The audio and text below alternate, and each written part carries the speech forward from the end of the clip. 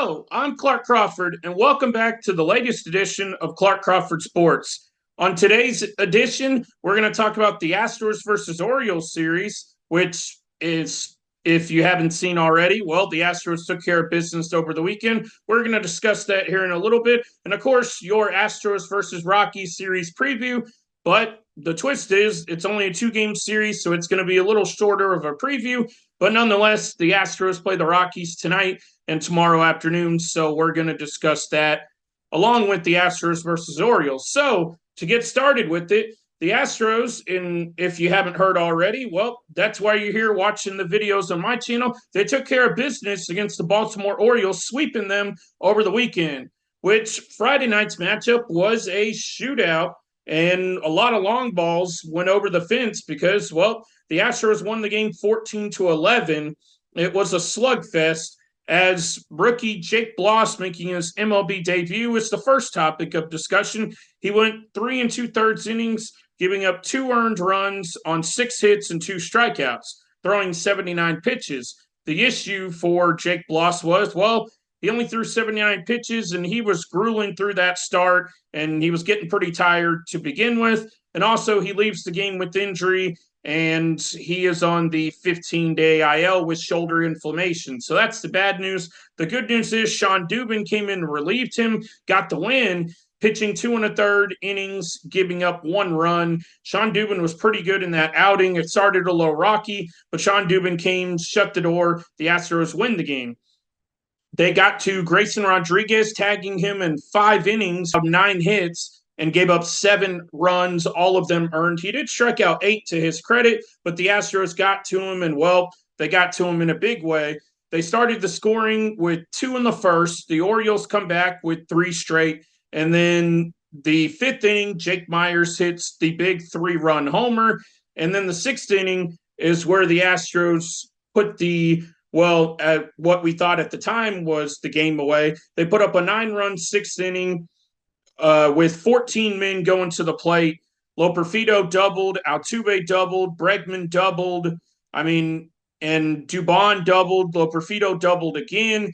And, well, that was the scoring. And then the scary part was Gunnar Henderson homers, Mateo homers, Gunnar Henderson homers, Mountcastle doubled, and then Santander with the homer. So the Orioles made it 14-11 in the 7th and 8th innings, putting up 2 in the 7th, and then they put up 5 more in the, 7 in the 8th, and they made it a 3-run game, forcing, which was the problem of the night, the Astros to use some of their high leverage relievers when they were once up in this game.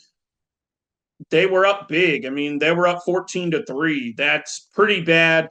I wouldn't call it bullpen mismanagement, as it was a big topic all over, social media, on the radio, on TV, whatever, of did Joe Espada mismanage the bullpen? I don't believe he did. He was trying to use guys like Sean Dubin, Rafael Montero, and Nick Hernandez, as the bullpen's a little different as it was then, but he was trying to use guys like that in this game, so he didn't have to use his higher leverage relievers like Taylor Scott, who's become one of those guys, and of course Brian Abreu, who got the save on the game because Joe Espada felt he needed to go to Brian Abreu, and I thought it was the right move at the time. But nonetheless, the Astros got the win on Friday night, and, well, I didn't have a problem with it because, well, you did have to use Brian Abreu, but the most important thing was you got the win. So the Joe Espada hate is out the door because, well, we did get the series sweep against the Orioles. And I think it's simply guys are doing a better job of actually doing their jobs.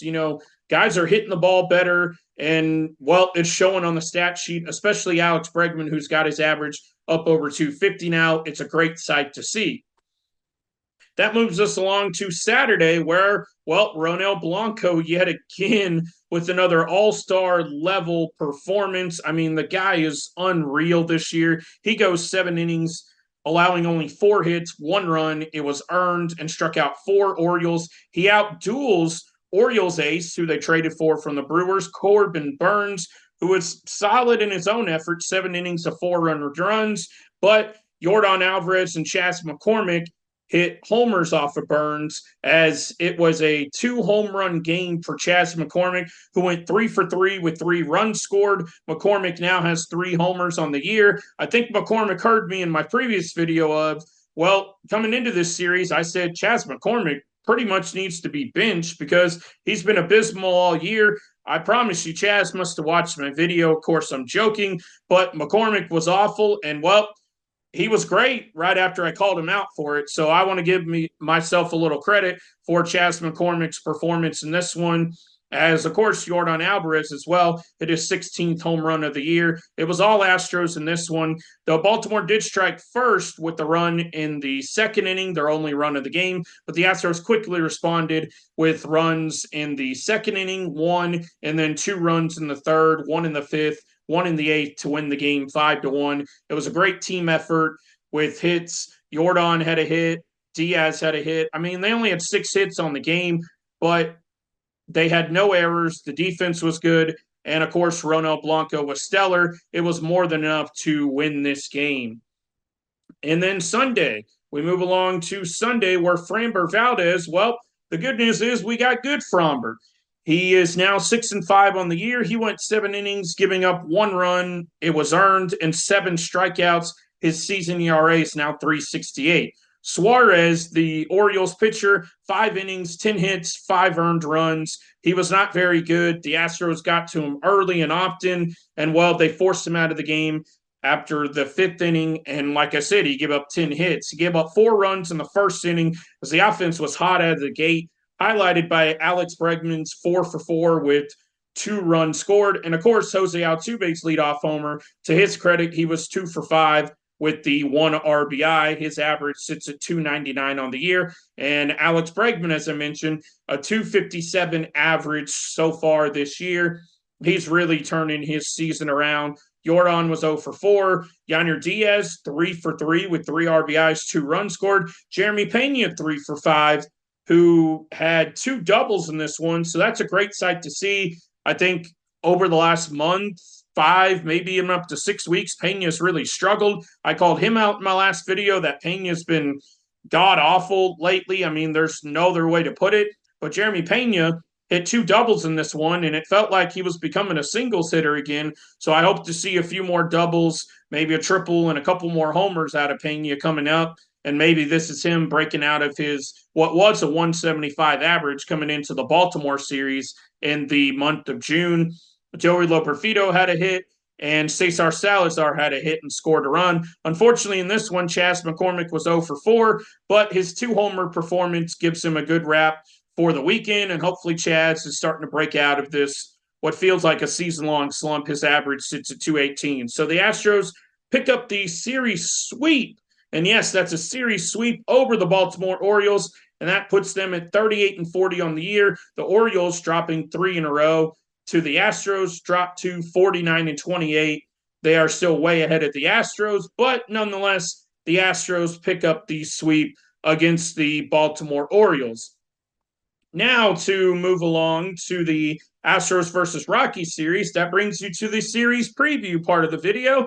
And the previous matchup between these two teams, if you remember, I'm going to take you back to it. It was April 27th and 28th in Mexico City. The Rockies did not play home games as the Astros now face the Rockies in their home ballpark, a Minute Maid Park.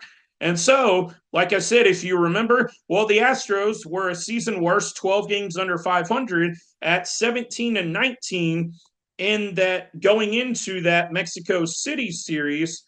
And well, they definitely outperformed the Rockies in that series, where in game 1, they took down the Rockies 12-4. That was the Yordan Alvarez 2-home run game where he hit 2 missiles out of the park, and the Astros at the time snapped a 5-game losing streak. And then game 2 of the series, the Astros took the Rockies down 8-2 as they dominated in both games of the series. Kyle Tucker hit a home run in that one, and the Astros took care of business, and that took them at the time to 9-19, And now, since the Mexico series, including those 2 wins, the Mexico City reboot, as a bunch of people are calling it, the Astros record sits at 31-21 since Mexico City, and they are, as I mentioned, 38-40, a season low, 2 games under 500 since they began the season 0-2, getting swept by the Yankees when at the time they fell to 0-4. The Rockies are 2-3 in their last 5, and of course, your Houston Astros have now won 5 in a row. The Rockies, with that 2-3 record in their last 5, and also their season record, are now tied with the Miami Marlins for the second worst record in all of baseball coming into the final 2 games against the Houston Astros on the season, as they're playing 2 sets of 2-game series for just a total of 4 games this year. They are not in the American and National League. They're in separate conferences, as well, it's called in football, but you get my point. They are not in the same league. That's probably a better way to put it. So the Rockies record is 28-51, 5th in the NL West, and the Astros are 2nd in the AL West at 38-40, as I mentioned. The pitching matchup for Tuesday night is going to be Austin Gomber, a left-handed pitcher. He's 1-4 with a 4.36 ERA, 76 in the third innings pitched, 75 hits, and 52 strikeouts. His counterpart is Hunter Brown, none other than Hunter Brown, of course. He is 4-5 with the 4.72 ERA, 74 in the third innings pitched, 76 hits, and 82 strikeouts. Don't let his ERA fool you, because Hunter Brown has been stellar as of late. As I've mentioned for a while, I've been a big believer in Hunter Brown all season long, even after his disaster of a start against the Kansas City Royals, where he didn't make it out of the first inning. I told everyone, chill on Hunter Brown. He's going to figure it out. And, well, I'm going to take credit for that one as well, because I said it. If you need proof, go back and watch my previous videos, because I've been a big Hunter Brown supporter. Now, after that little tangent, Austin Gomber received a no decision in his previous start against the Dodgers, pitching 6 2/3 innings while allowing 4 earned runs. And Hunter Brown's last time out was last Wednesday against the White Sox, where he extended his streak of quality starts to 6, going 6 innings, allowing 1 run, picking up his 4th win of the season. Hunter Brown continued his stellar pitching as of late, and I expect it to continue tonight against the Rockies, who, as I mentioned, are the second worst team, well, tied for the second worst team in all of baseball. Now, Wednesday's action, which I'll actually be in attendance to on Wednesday, so hopefully I don't jinx the Astros. I apologize if they lose. I'll take the blame for it. No, I'm kidding. I'm going to blame my wife, who is coming with me, but that's another topic for another day. Of course, I'm the big Astros fan. She's a fan, but not as much as me. But if they lose, it's sorry. I'm going to blame my wife for it. It's not me. I watch the game. She doesn't. Anyways, Ryan Feltner is the Rockies starter on Wednesday against the Astros. He's 1-6 with a 6.02 ERA, 80 2/3 innings pitched, 97 hits, and 73 strikeouts. His mound opponent, Spencer Arrighetti, 3-6 with the 6.36 earned run average, 58 innings pitched, 66 hits, and 65 strikeouts on the year. Feltner also faced the Dodgers like Gomber in his last time out. He got a no decision on the mound. He went 5 innings, giving up 6 runs while striking out 6. Arrighetti's hit a bump in the road in his in 2 consecutive starts over the past 10, 11 days now, when he makes his next start. He's given up 7 runs. He gave up 7 runs in less than 2 innings in a loss to the Tigers. And then last time out was a no decision, giving up 3 runs in 4 1/3 innings pitched. My worry with Arrighetti is him hitting a rookie wall, as before his start on Wednesday, he's up to 58 innings at the major league level during his rookie year. So hopefully Arrighetti, like I mentioned for a couple of videos in a row, is not hitting that rookie wall, because that's my biggest fear with him. Is he starting to run out of gas? Maybe they need to skip a start with Arrighetti. The problem is they can't really afford to do that, because the Astros pitching injuries are continuing to mount. We don't know when Verlander's going to be back. though we might have received good news on Garcia in the last couple of days. That's Luis Garcia, and he could be starting a rehab in West Palm coming up in the next week or two, but he's still at least a month away. So Arrighetti's just going to have to hang in there, and they're going to have to get him right because they don't have many options starting pitching wise. They're already going to need another starter on the season sometime, it looks like, in the Mets series. It seems as though that is going to be on Sunday. They're going to push Blanco and Fromber up to Friday and Saturday. A little preview of the offensive numbers in the series. As I mentioned, the Rockies are not very good, but every team, like the Rockies included, they have some dangerous threats in their lineup. Every team does. So the Rockies' dangerous threats, and their two biggest threats, in my opinion, are going to be Ryan McMahon, probably going to be their lone all-star, 14 homers, a 280 average, and 42 RBIs. He is their third baseman. And Ezequiel Tovar, a 285 average and a 315 on-base percentage. They're two guys not to mess with. And, of course, they have one or two others, but these are the two guys to watch out most for. Of course, you can get snake bit by anybody on the team, but the Astros are going to have to be careful. Don't come in cocky, but come in confident to this series because you really need to win these two games to get back to 500, improving your record to 40-40 on the not so young of a season anymore. And then the first game of the Mets will be the right at smack dab in the middle halfway point of the year. If you can win the next three, you're 41-40 going into the halfway point, which is a big improvement.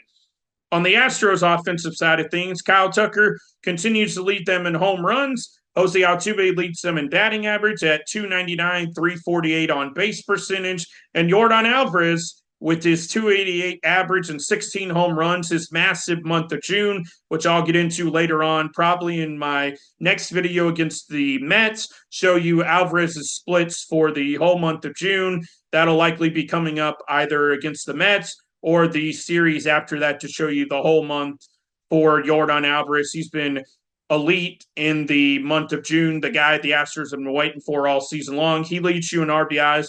Kyle Tucker looks like he's going to be out at least 2 more weeks. That injury, the shin contusion, is way worse than they were originally hoping for. It's unfortunate, but hey, injuries happen, and at least his isn't season ending like some of the other injuries on the club. So, with all that being said, the Astros have begun to climb out of the hole they dug themselves all season long, though I've talked about it. There's still a long ways to go headed into tonight's 2-game series against Colorado. They